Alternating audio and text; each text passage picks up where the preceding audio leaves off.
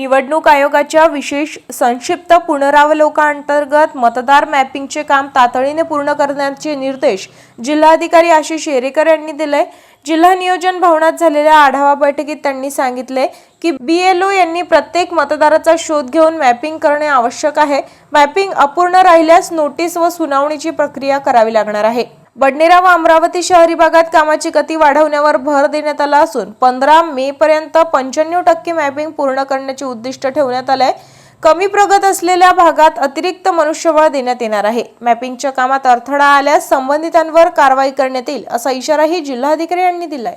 ताज्या घडामोडी आणि आपल्या शहरातील बातम्या बघण्यासाठी नंबर 1 न्यूज चॅनलला सबस्क्राइब करा, शेअर करा, आपल्या प्रतिक्रिया कमेंट बॉक्स मध्ये द्या। आपल्या बातम्या नंबर 1 न्यूज चॅनलवर बघण्यासाठी 99 21 58 96 63 या व्हॉट्सअपवर मेसेज करा।